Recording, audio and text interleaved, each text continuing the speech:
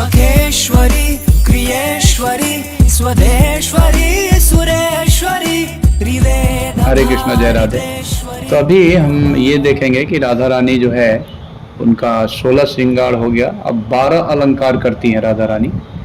तो ये जो अलंकार है ये बहुत गहरा चीज़ है, बहुत गहरी तत्व है। इसके लिए हमने काफ़ी डिटेल रिसर्च किया था। तो ये जो अलंकार है इसकी उत्पत्ति बहुत गहराई है इसका। ये सृष्टि का आरंभ बिंदु है, समझिए। ये पूरे अलंकार जो संसार में हम देख रहे हैं, ये हिंदी ग्रामर में हम अलंकार पढ़ते हैं, जो पूरा भाषा विज्ञान जो हमारा सब अलंकार से उत्पत्ति हुआ है ना। तो अलंकार का मतलब क्या होता है? सबसे पहले अलंकार का मतलब है सजाना, है ना। किसी भी वस्तु को सजाना, डेकोरेट करना, यानी क्या उसका पर्पस क्या हुआ? और सुंदर दिखे। तो एक्चुअली जो अलंकार है वो कहा जाता है कि अलंकार की जो उत्पत्ति है वो स्वयं राधा रानी है। भगवान कृष्ण का जो पहला अलंकार है वो स्वयं राधा रानी है। तो शरीर जो है, शरीर का अलंकार क्या है? पहले अलंकार समझने से पहले ये समझो शरीर का अलंकार क्या है। शरीर का जो अलंकार है वो है अंग, उसका ऑर्गन। ये सब उज्ज्वल नीलमणि से, रूप गोस्वामी से हमने कॉन्सेप्ट बनाया है, बहुत गहरा चीज़ है सब। तो शरीर का जो अलंकार है वो है अंग, ऑर्गन सब। हम लोग इस संसार में जो ब्यूटी देखते हैं, संसार की सुंदरता, वो सब जो है वो अलंकार है। संधि सुंदर जो हाथ, सुंदर पैर, सुंदर शरीर का संरचना, है ना। जो सारा संसार मोहित है, औरत, स्त्री और पुरुष का जो रचना है। तो एक्चुअल में जब गहराई में अब जाएंगे तो हर व्यक्ति जो है सुंदरता का जो आस्वादन कर रहा है, भगवान कृष्ण बैठे हुए हैं हृदय में, तो आस्वादन जो है वो अलंकार है। पूरा सृष्टि जो है पूरा अलंकार है। इसीलिए आप देखोगे उज्ज्वल नीलमणि या अलंकार कौस्तुभ, एक कवि कर्णपूरा ने अलंकार कौस्तुभ लिखा था, वो मेरे पास है, बहुत डिटेल है वो। मैंने इसी टॉपिक से समझने के लिए बुक लिया पूरा।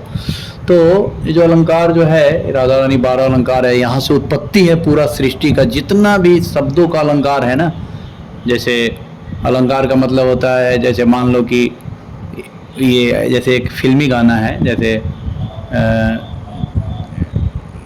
मान लो कि किसी भी अंग को आप किसी चीज़ से तुलना करते हो। जैसे आपका चेहरा जो है सुंदर फूलों की तरह है ना। तो हम चेहरे का तुलना किससे कर रहे हैं? फूल से कर रहे हैं ना, तुलनात्मक कर रहे हैं। तो एक अलंकारिक भाषा में आप बोल रहे हो कुछ, है ना। आपकी आंखें जो है मृग के समान है, मृग नैनी है, तो हम मृग से उसका तुलना कर रहे हैं ना।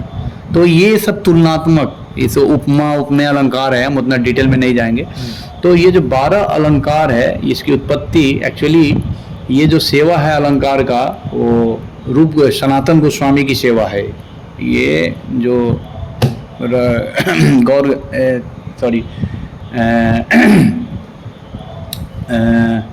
ये अगर देखा जाए, ध्यानचंद गोस्वामी ने एक बुक लिखा था, मैं भूल रहा हूँ। तो उस बुक में सनातन गोस्वामी का सेवा बताया गया है, अलंकार का सेवा है उनका।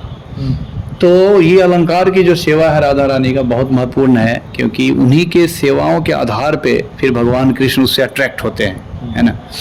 तो उनका जो पहला अलंकार है वो है शीर्ष फूल, यानी जो जिसको मांग टीका बोलते हैं। चूड़ा में पिरी हुई अपूर्व उज्ज्वल नीलमणि है, एक उज्ज्वल नीलमणि का वो शीर्ष फूल पहनती है राधा रानी यहाँ पे। दूसरा जो है अलंकार है वो कानों में स्वर्ण कुंडल पहनती है, कुंडल लटकता रहता है। तीसरा है नितंब के ऊपर स्वर्ण निर्मित करधनी पहनती है, करधनी पहनती है। ये स्पेशली तुंग विद्या का सर्विस है, सेवा है। चौथा जो है गले में सोने का हार है, ठीक है। पांचवा अलंकार है कानों में बल्लियां और स्वर्ण सलाका पहनती है कानों में। छठा है वो हाथों में स्वर्ण कंगन, जिसको चूड़ी बोलते हैं हम लोग। सातवां है वो कंठ में कंठभूषा पहनती है राधा रानी। आठवां है अंगुलियों में अंगूठियां धारण करती है ना। नौवां है गले में ताराहार पहनती है। 10वां है भुजाओं में बाजूबंद पहनती है वो, ठीक है। 11वां है वो चरणों में रत्नों के नूपुर पहनती है, जिसको बोलते हैं पायल, है ना। और 12वां है पैरों के अंगुलियों में बिछिया पहनते हैं। बिछिया जिसको बोलते हैं, जो अंगुली में, पैर के अंगुली में पहना जाता है, उसको बिछिया बोलते हैं। तो ये कुल मिला के ये 12 अलंकार हैं। तो जितनी भी भौतिक संसार में जो शब्दों में, यानी जो शास्त्रों में या संगीत में जो अलंकार ध्वनि बजता है, ये सारे अलंकार की जो उत्पत्ति है, शब्द का जो वाइब्रेशन है एक्चुअली, वो सब राधा रानी के इन अलंकारों का झनझनाहट से वो सब की उत्पत्ति है। बहुत गहरी चीज है। हर अंग के पायल से जो झंझनाहट है, उससे एक अलंकार निकलता है। उसी को भौतिक जगत में एक अलंकार को ही शास्त्रों में लिखा हुआ है। तो इसकी उत्पत्ति, चूंकि यहाँ पे सब्सटेंस नहीं है, भौतिक जगत में जो भी है वो नाम है, सिर्फ नेम है, वर्ड है। ओरिजिनल सब्सटेंस आध्यात्मिक जगत में है, ठीक है ना। तो ओरिजिनल अलंकार की जो उत्पत्ति है यहीं से है। इसीलिए ये 12 अलंकार को समझना बहुत जरूरी है, क्योंकि सारे शब्दों का जो मूल जो सब्सटेंस है वो वहाँ पे है ना। ये ध्वनि जो है, ध्वनि जो उत्पत्ति हुई है ना, ये सब अलंकार से ही ध्वनि निकला है, नाद वगैरह, ऐसा बहुत गहरी चीज है। तो ठीक है, हम गहराई में नहीं जाएंगे, फिर इतना इसको समझिए, फिर हम धीरे धीरे इसके बारे में डिटेल और बताएंगे। तो थोड़ा सा और मैं थोड़ा डिटेल बताना चाह रहा हूँ, क्योंकि ये बहुत ज़रूरी है जान समझना। तो शब्द जो है वो शरीर है। किसी भी अगर सेंटेंस में देखा जाए तो शब्द को शरीर बोला गया है, ध्वनि को प्राण बोला गया है, ठीक है। आत्मा उसका रस होता है, उसमें उस स्टेटमेंट में क्या रस है, ठीक है। उसके बाद गुण जो हो गया, माधुर्य है वो, और अलंकार जो है उसका अपना उपमा हो गया। उपमा यानी अलंकार से उपमा दिया जाता है, यानी किसी चीज को हम आध्यात्मिक जो सुंदरता है उसको हम समझ ही नहीं सकते हैं यहाँ पे, इसीलिए यहाँ कोई चीज तुलना किया जाता है। भगवान कृष्ण का शरीर जो है वो क्या है, तमाल की तरह है, लेकिन एक्चुअली तमाल की तरह नहीं है वो। हमारे पास कोई शब्द नहीं है, इसलिए उपमा अलंकार के द्वारा समझाया जा रहा है। तो सोच लो अलंकार कितना महत्वपूर्ण है कि उस अलंकारिक भाषा में ही आध्यात्मिक चीज को हम पकड़ पा रहे हैं।